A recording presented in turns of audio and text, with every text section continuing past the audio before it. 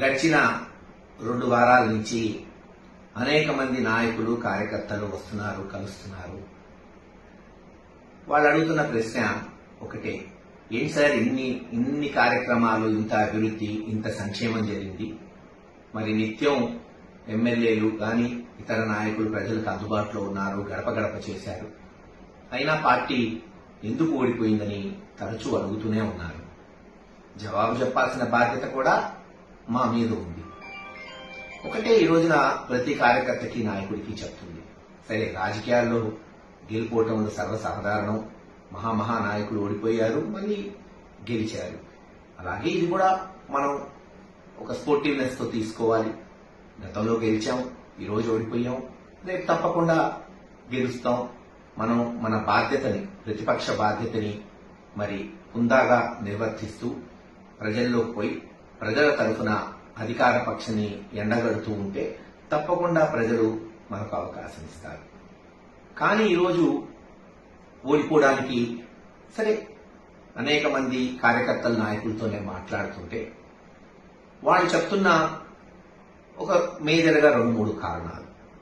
సంక్షేమం బ్రహ్మాండంగా చేసింది ఈ ప్రభుత్వం, కానీ లోపాలు కనపడుతుందైతే ఉదాహరణకు మనం తీసుకుంటే లిక్కర్లో ప్రభుత్వానికి చెడ్డ పేరు వచ్చింది అనేది వాస్తవం.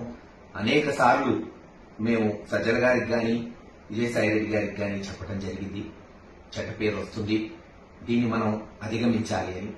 దురదృష్టకరం, చర్యలు లేకపోవటం, మరి దాని పర్యవసానం ఈ రోజున అనేక మంది కాదు, దాదాపు 20-25% మంది రోజు ఈ లిక్కరు తాగేవాడు ఉంటారు, ముఖ్యంగా సన్నకారులు. మరి వాళ్ళు ఏదైతే తెలుగుదేశం చేసిన దుష్ప్రచారం, నాసిరకం మందు, మరి ఇది పనికిరాని మందుని అత్యధిక ధరకి అమ్ముతున్నారని తెలుగుదేశం నాయకులు చేసిన ప్రచారాన్ని వాళ్ళు నమ్మారనే మనం ఈరోజు విశ్వసించాలి.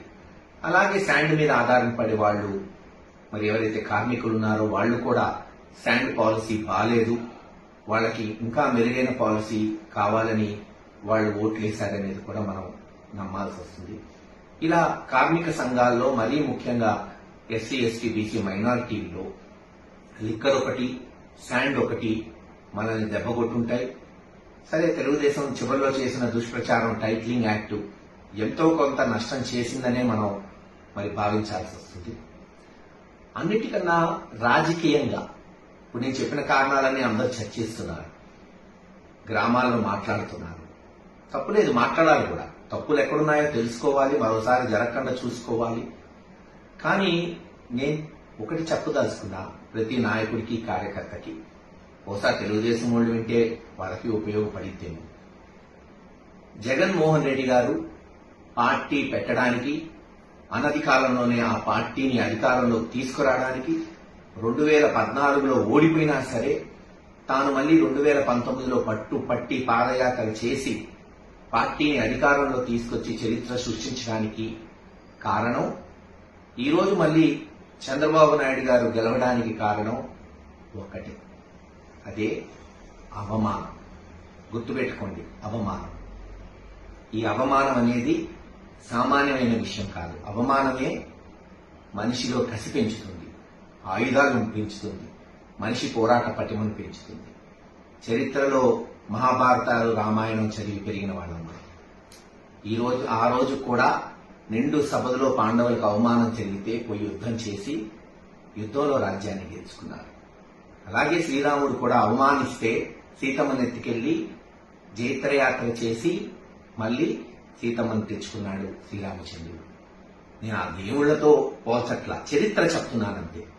జగన్మోహన్ రెడ్డి గారిని కాంగ్రెస్ పార్టీ తీవ్రమైన అవమానాలు చేసి రాజశేఖర రెడ్డి గారి కుటుంబాన్ని, చివరికి జగన్మోహన్ రెడ్డి గారిని జైల్లో పెడితే కార్యకర్తల్లో కసి పెరిగింది, నాయకుల్లో కసి పెరిగింది, పట్టుదల పెరిగింది.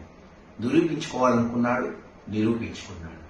మరి అలాగే గడిచిన 2-3 సంవత్సరాలు కొంతమంది, నేను అందరినట్ల కొంతమంది వైఎస్ఆర్సీపీ నాయకులు వాళ్ళు మాట్లాడే విధానం, అది ముఖ్యంగా చెప్పాలంటే నిజంగా వైఎస్ఆర్సీపీలో ఉన్న నాయకులు ఎవరు కూడా మాట్లాడాల. తెలుగుదేశం నుంచి వైఎస్ఆర్సీపీ పార్టీలో వచ్చిన ఒకళ్ళిద్దరు నాయకులు తెలుగుదేశం నాయకుల్ని, ముఖ్యంగా చంద్రబాబు నాయుడు గారిని అవమానించే మాటలు మాట్లాడటం, బహుశా ఆయన జైల్లో పెట్టడం కూడా ఒక అవమానంగా తెలుగుదేశం క్యాడర్ భావించుంటుంది. కసి పెరిగింది, పట్టుదలగా పనిచేశారు. ఈరోజు పర్యవసానం మనం చూస్తున్నాం.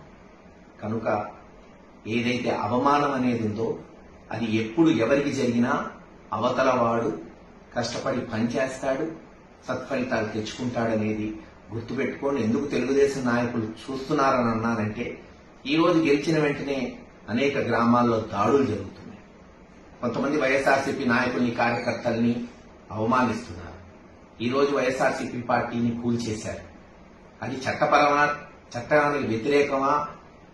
చట్టపరంగా చేసుండొచ్చు, ఇంత హడావుడిగా చేయాల్సిన అవసరం లేదు. కానీ చేసిన విధానం, మళ్ళీ మీరు వైఎస్ఆర్సీపీ పార్టీ నాయకుల్ని, పార్టీని అవమానించేటట్టు ప్రవర్తిస్తున్నారు. ఆలోచించుకోండి.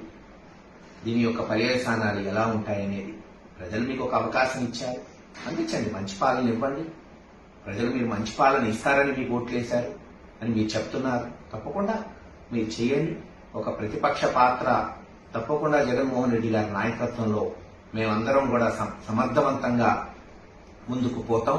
ప్రక్షాళన చేసుకోవాలి, చేసిన తప్పులు తెలుసుకోవాలి, మళ్లీ తప్పులు జరగకుండా చూసుకోవాలి. ఎవ్వరూ కూడా కుంగిపోయే ప్రసక్తే ఉండదు. ఈ రోజు ఏం కొత్తగా రాజకీయాలు చూడట్లేదు. ఈ ఇంట్లో 97 నుంచి రాజకీయాలు చూసాం. అనేక ఎలక్షన్స్ గెలిచాం, ఓడాం.